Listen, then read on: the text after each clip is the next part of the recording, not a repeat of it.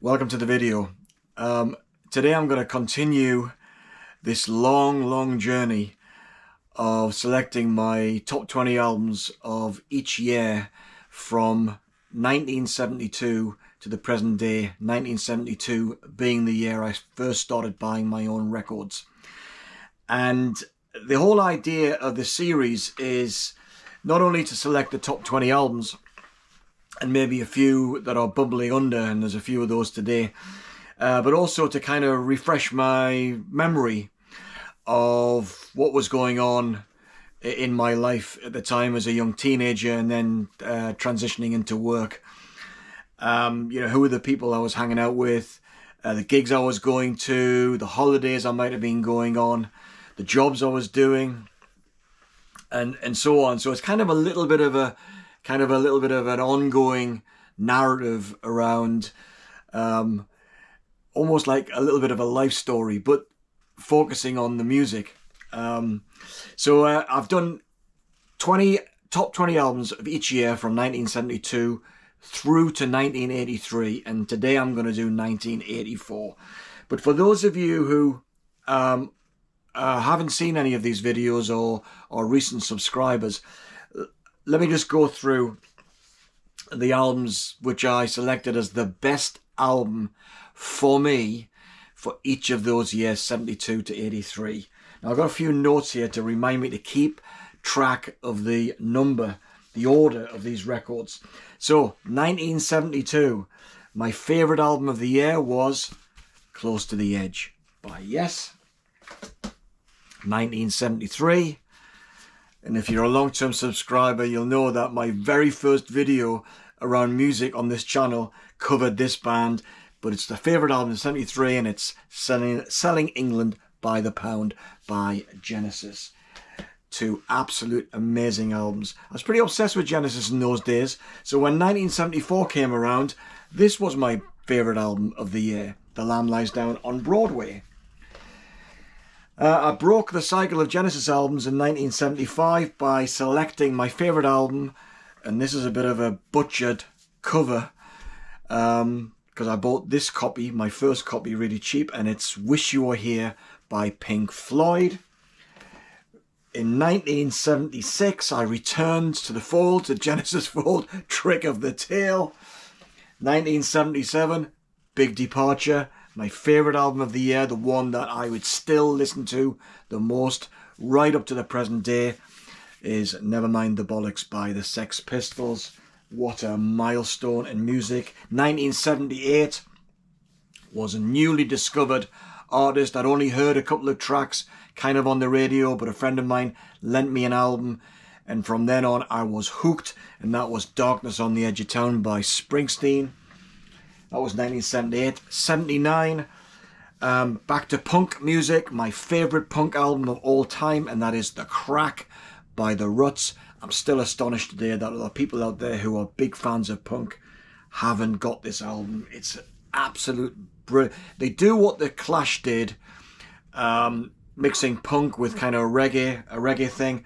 They did it better, in my judgment, even though I absolutely love The Clash. So that was number 1979. 1980 was this monster of an album, which was The River by Springsteen. 1981 was Heaven Up Here by Echo and the Bunnymen.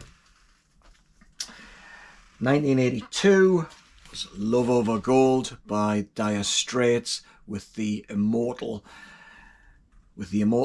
Telegraph Road. Fantastic track. And then the final album up to the point where I've got to so far in the story, but the final album by this band, and that is Synchronicity by The Police, the one with Every Breath You Take on it, as well as all the other kind of greatest hits, more or less. So 1974, amazing year for me.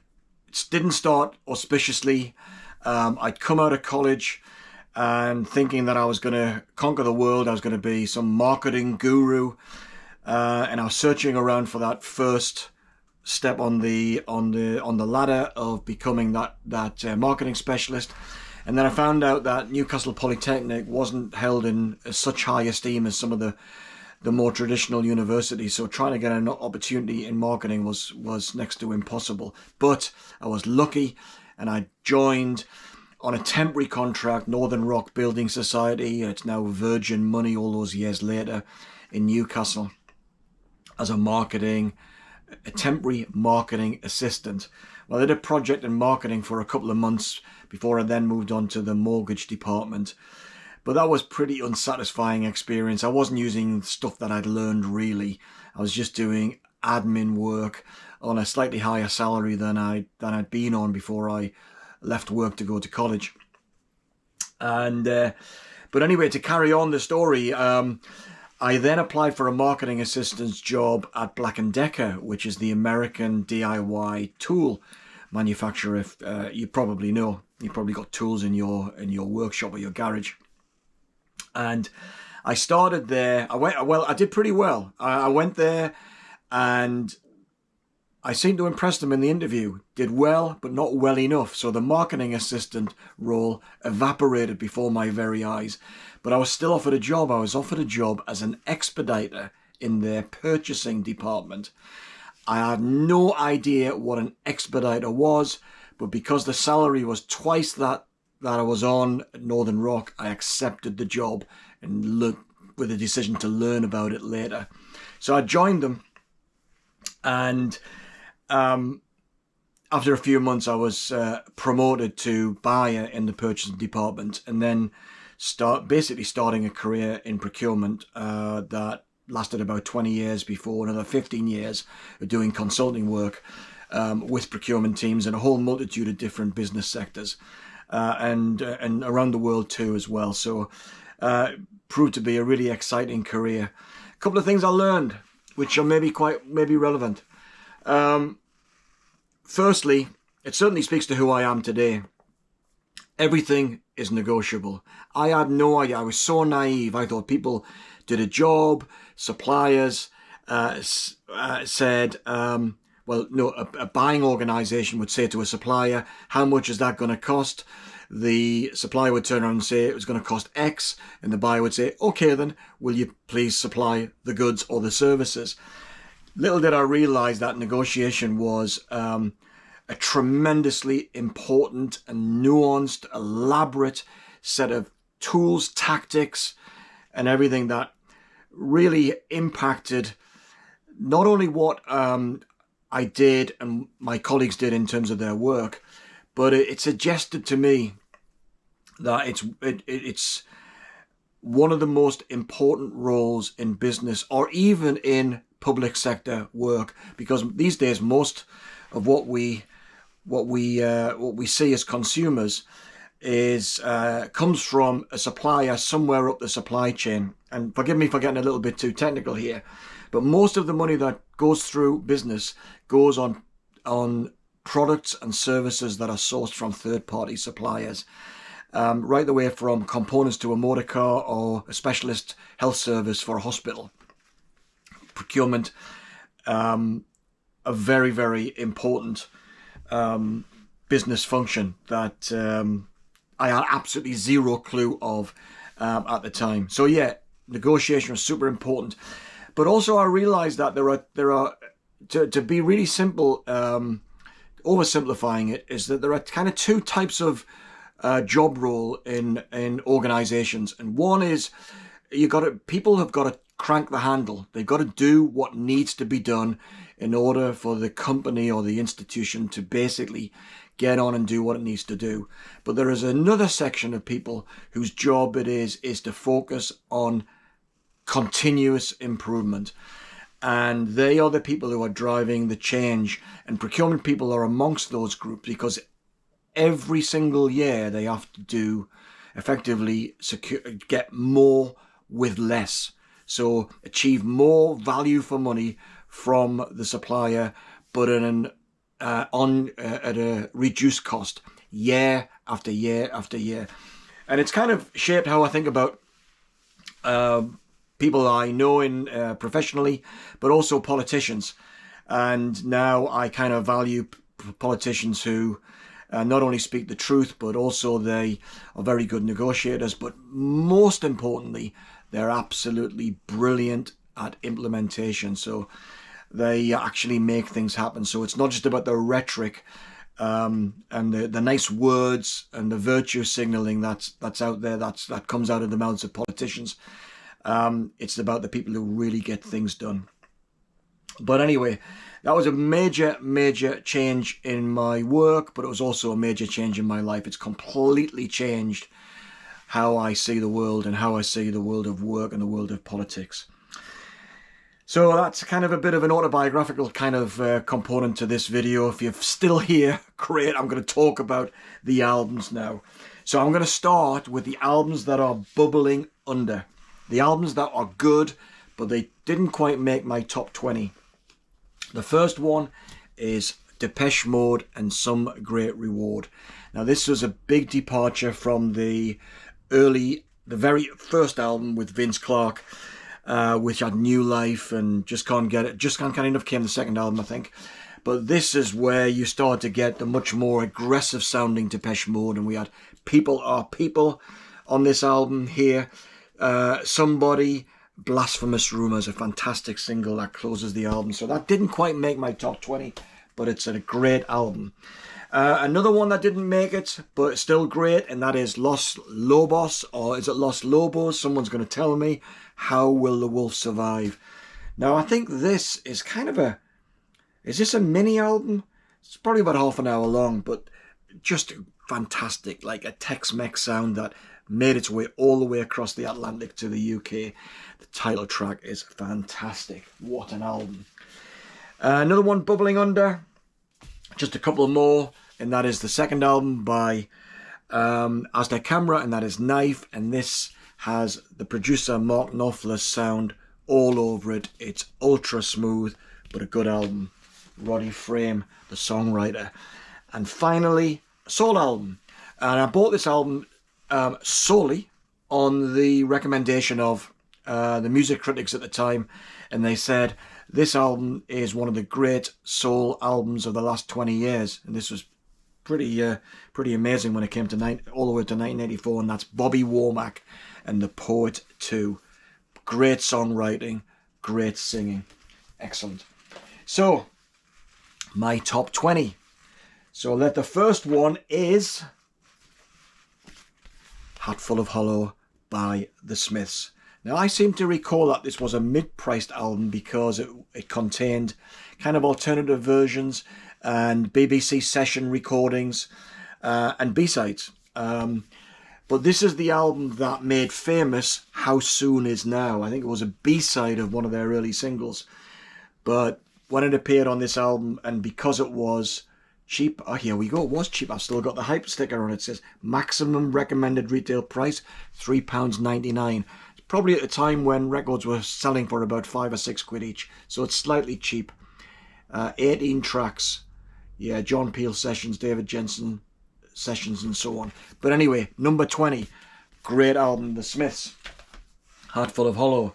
Number 19, Ocean Rain by Echo and the Bunnymen. Now, this is many people's favourite Echo and the Bunnymen album. It ain't mine. Because this is when they transitioned from that kind of raw, austere, kind of cold sound into something that was much more lush. And it's because I think they incorporated the use of orchestration, cellos and so on, to fill out the sound. And this became the blueprint for the band for the rest of their career. So it's a bit smooth. Of course, the big single here opens side 2, The Killing Moon, which I think Ian McCulloch describes as the greatest song ever written. So that was number 19. Number 18 is big hit album, Tina Turner's Private Dancer. It was everywhere in 1984. Plays like a greatest hits. Mark Knopfler again appears on this as the songwriter for the title track, Private Dancer. But this, brilliant, absolutely brilliant. So What's Love Got to Do with It? I Can't Stand the Rain, the Ann Peebles song. Let's Stay Together, Al Green. Better Be Good to Me, and so on. 1984. 1984? Is that the Eurythmics track? Can't quite remember. But yeah, Tina Turner and Private Dancer. Plays like a greatest hits, because it pretty much is. Number 17 is Cafe Bleu by the Style Council.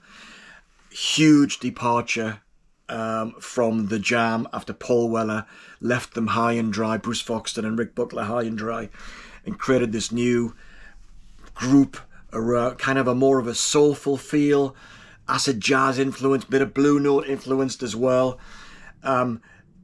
These were pretty derided by the critics at the time, because a lot of them held a torch for the Jam, and they thought, well, they're a bit of an arrogant so-and-so.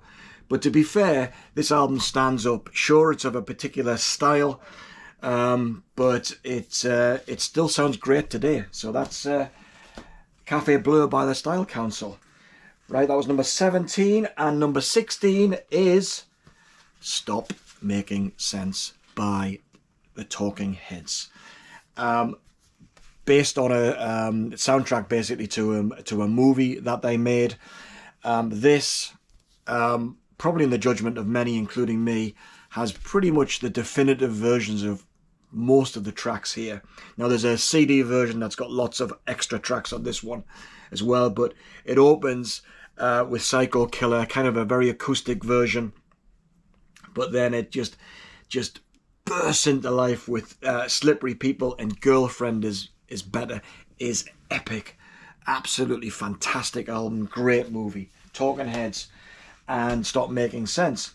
Number 15 is the 15th best album of 1984 is Brewing Up with Billy Bragg. Now, I loved Billy Bragg back in the day. Look at this, another one, $3.99 or less. A puckish satire on contemporary mores.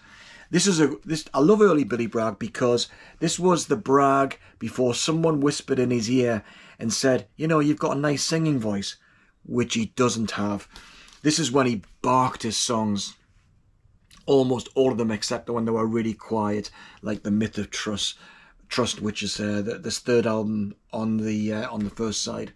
But you've got It Says Here, Love Gets Dangerous, Saturday Boy, Like Soldiers Do, St. Swithin's Day, Strange Thing. Oh, just great. Billy Bragg was brilliant at this stage in his career, and he was a treat to see live. He'd roll up on stage looking kind of, you know, ex-army type with a cheap guitar and a crappy amp, but it was just the rawness of that sound was riveting and so different to anything else that we'd heard before.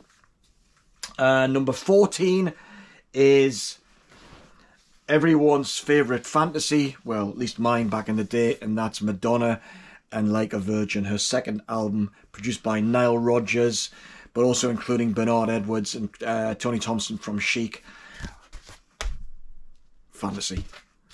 But yeah, what a brilliant song, brilliant album. Material Girl, of course, the title track. Love Don't Live Here Anymore, the Rose Royce song that she covered. Dress You Up. It's just great. It's just such an album that just moves you. You can't ignore that album. She was everywhere at the time, and she was an absolute pop goddess with some justification, even though today she's kind of derided. So that's Madonna. Number 14, Like a Virgin. Number 13 is the debut album from Sade, Diamond Life. Sultry vocals, jazz, light jazz kind of feel, soul again, ultra sophisticated sounding. They were just great. Typical 80s. I mean, this was kind of a perfect 80s group here, but opens with Smooth Operator, then Your Love Is King, When Am I Gonna Make a Living, Why Can't We Live Together. Timmy Thomas, who wrote that song, famous cover version. But yeah, great album from a great singer. Ex-model, I'll have you know. Right, number 12. After 3 albums that were pretty raw but exciting, produced by Steve Lillywhite, this band turned to Brian Eno and Daniel Lanois and came up with the unforgettable Fire. This is U2. from 1984, of course. And this includes some of the band's most famous songs: Pride in the Name of Love, Bad, MLK, A Sort of Hope, A Homecoming, The Unforgettable Fire Itself. Great album. Much smoother sound, but bigger, kind of ambient textures in this album. This is the band that had leapt from as being in like an indie band from Dublin to become a great global stadium rock band. It all kind of started here, as it were. Number 11 is Various Positions by Leonard Cohen. I think this album marks the transition from a poet who was barely singing his vocals to one where the instrumentation and the singing kind of were in sort of balance, and much more musical than his earlier albums in my judgment. And I know there'll be fans out there who will probably disagree with me, but he was using a synthesizer. I think it was like someone will tell me, I think it was like a Casio cheap synthesizer that's all over this album, as are the vocals of Jennifer Warnes, who was later to do her own tribute album to Cohen, Famous Blue Raincoat. But what have we got on here? The first track, Dance Me to the End of Love. The Law is famous. Of course, Hallelujah, the famous Hallelujah, is on this album as well. If It Be Your Will, and so on. But yeah, love that album. Remember chipping in to buy it for a friend of mine on his birthday at the time. Number 10, the 10th best album of 1984, in my judgment, is Couldn't Stand the Weather by Stevie Ray Vaughan and Double Trouble. My appreciation of the blues kind of focuses in on the late 1950s and 1960s. So I didn't really follow blues artists after that. But this one, partly because it's a bit of an audiophile classic, this contains Tin Pan Alley, which is about 8 minutes of slow blues that I must have played every month for about the last 20 years. It's an absolutely fantastic track. You feel that you're in the studio with the musicians. You can kind of hear the room in the recording, and it's absolutely great. So that's Couldn't Stand the Weather by Stevie Ray Vaughan. That's number 10. Number 9 is the debut album, Songs Written Out of Necessity, Swoon by Prefab Sprout. This, a wonderful band from the northeast of England, became famous later on, mainly when Thomas Dolby produced their second album, Steve McQueen, which has a much smoother sound than this, which is kind of, it has this very acoustic feel, but the songs kind of have this urgency, this propulsion. It's kind of, it's so sparse sounding, but you've got that blend of the soft vocals of Paddy McAloon and Wendy Smith on here, and you've got kind of a literary vibe to the lyrics as well. So it's clever stuff on here. Most notably, "Cruel," which is a great lament on the perceived conflict between feminism and male lust. And lyrically, it's dressed so beautifully. It's really good. But yeah, great album from a fantastic band, Prefab Sprout and Swoon. Number 8 is the debut album by David Sylvian, Brilliant Trees. This fits right between Eno and Robert Fripp. It's got that ambient vibe, slight kind of jazz. It's basically got a who's who of jazz artists at the time, typical ECM artists. Great. I mean, it's a bit funky in place as well, but it's got this great atmospheric kind of vibe to it. And this is the album I go back to, or Gone to Earth, which is the double that followed this album when I go to listen to David Sylvian. But this is a great album. That was number 8. Getting close to the end now. Bet you're pleased. And that is number 7. Gets us to number 7. Purple Rain by Prince. Most people's favourite Prince album.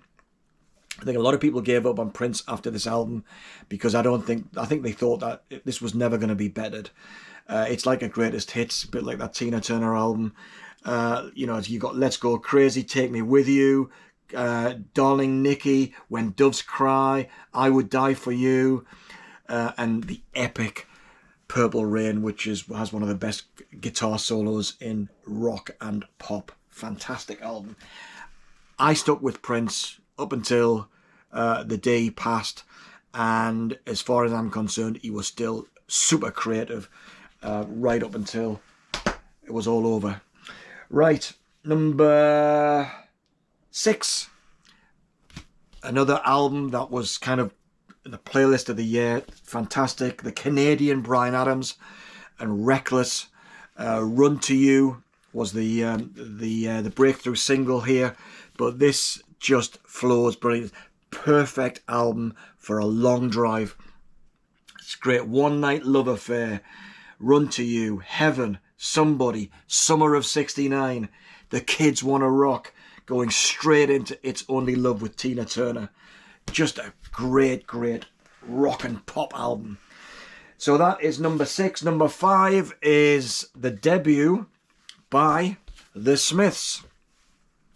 Came out of nowhere, fully formed, a band that sounded like veterans even on this very first album, and it's just absolutely fantastic. Might still be my favourite Smiths album. Reel Around the Fountain, The Hand That Rocks the Cradle, Hand in Glove, What Difference Does It Make, Suffer Little Children. I just love this album. So that's number 5. Number 4, there's another greatest hits album here. It's not the last, I can tell you, and that is Born in the USA by Springsteen. And if you ever try and get an autograph by an artist, make sure you give them a pen that is kind of indelible, because this has got Springsteen's autograph on, but it's got faded over the years. You can barely see it here. But this album was the soundtrack in 1984 and 1985 for me, in 85 when he came back to the UK for the first time in 4 years. Did 2 gigs at St James's Park in Newcastle. Went to both of them, and it's absolutely great. This album, this has got a lot of the tracks on here are still played live. Any set today. Born in the USA, of course, Downbound Train, I'm on Fire, No Surrender, Bobby Jean. Unfortunately, Dancing in the Dark, of course, is the big hit single here, My Hometown.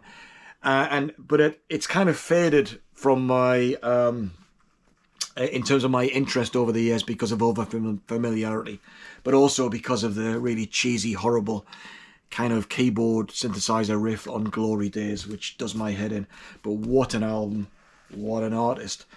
That's number 4. Number 3 is the best, my favourite kind of hard rock, hard pop album of all time, and that is 1984 by Van Halen. What a fantastic album. Sounds immense. And I remember we had a house party back in the day, and I was sharing a flat with a couple of mates, so we had house parties occasionally. And this, on one of the parties, this was kind of on the play, this was a soundtrack, and I kept putting on the opening instrumental 1984 that goes into Jump and then Panama, and I'd put it on to see how I'd walk halfway up the road to see if I could still hear it, just to test how loud my hi-fi could go. But what absolutely epic, fantastic album. The 3rd best album of 1984.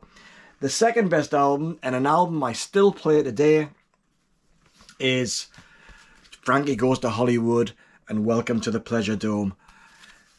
Sounds absolutely fantastic. Produced by Trevor Horn. Has Steve Howe on acoustic guitar on the title track, the sidelong title track of the first of 2 records here, but contains brilliant singles: Relax, 2 Tribes, The Power of Love. A truncated version of the title track came out as a single as well, and it has the best cover version of any cover version of a Bruce Springsteen song, and the truly incendiary version of Born to Run. Fantastic. The 2nd best album of 1984. And it's the 40th anniversary, and in June this year I'm going to go and see Holly Johnson, the singer, put on a 40th anniversary show where I'm sure he's going to be playing the album from front to back, so that's going to be tremendous. But it's not the best album of 1984. This is the best album of 1984 as far as I'm concerned. And this one gets played every month as well. Almost ever since. And that is A Walk Across the Rooftops by the brilliant Blue Nile. Kind of a ambient synth pop, very sparse arrangements. It's only really got a couple of tracks that have kind of got a rhythm going, and including the single Tinseltown in the Rain, which sounds fantastic. But the arrangements are pretty sparse, so that you can kind of really hear the yearning voice of Paul Buchanan, the singer and main songwriter on this album. This is a promo, by the way. I didn't realize it's a stamped promo. Yeah, absolutely fantastic album. Really is the soundtrack to a rainy night in Glasgow, where the band's from. Just a brilliant, brilliant album. So there you go. My life, my top 20 albums of 1984. So, it's gone on too long, hasn't it, this video? If you're still here, that's amazing. But thanks anyway, and I'll see you on the next video. Bye for now.